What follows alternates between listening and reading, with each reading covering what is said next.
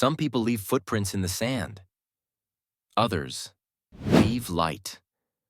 On the edge of the North Atlantic, between Maine's rocky shore and the gray mist of the sea, stood Eleanor's Point Lighthouse, a lonely tower that hadn't gone dark for 87 years.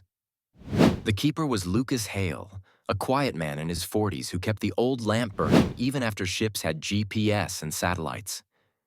Every evening, as the fog rolled in, he climbed the narrow spiral stairs, wound the lamp, and waited. Not for ships, but for someone. One morning, a young photographer named Clara Jensen arrived from Copenhagen. She was working on a book called Lights That Never Die, collecting stories of old lighthouses before they vanished. She asked Lucas if she could stay a few days. He said, "The sea's rough and the nights are louder than you think. But if you can stand the wind, you're welcome." During the day, she photographed the cliffs and wild roses. At night, they sat by the old lamp, talking over tea brewed on the iron stove. She told him, "Every light has a keeper. Every keeper has a story."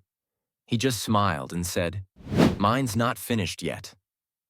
One stormy night, as the wind howled like a train through the rocks, Clara found an old box near the window, filled with letters, all addressed to Mara Hale, Boston, 1983. Lucas caught her looking. He didn't scold her. He just said quietly, "She was my wife. A painter. She promised to return when her last canvas was done." Clara noticed one unfinished painting by the stairs, a lighthouse in blue fog, but the lamp in the painting was missing its light. "She never came back," he said, "so I kept it burning. Until she does." Clara didn't speak. The lamp hummed softly above them.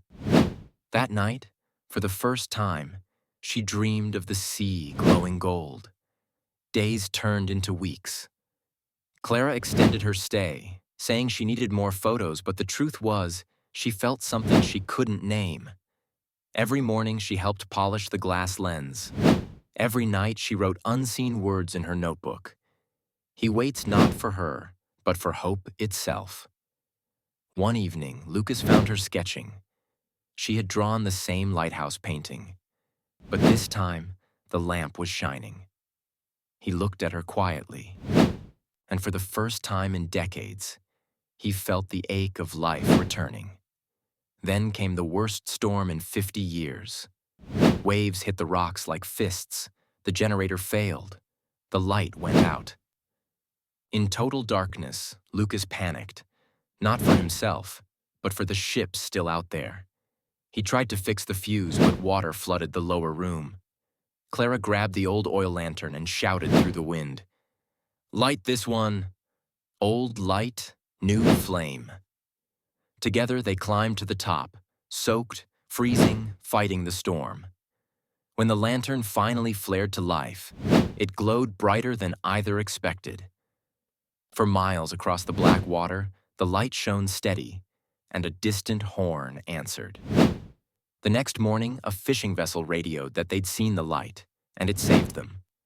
When the skies cleared, Clara packed her camera to leave. Lucas asked, "Will you come back?" She smiled. "When I finish my book." He handed her the unfinished painting, the one his wife had left, now glowing faintly from a sunbeam through the window. "Maybe," he said softly, "you'll know how to finish it."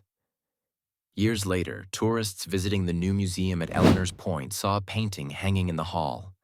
The same lighthouse, lamp shining, and two small figures standing together at the top. Below the frame were just 4 words: "Old light, new flame."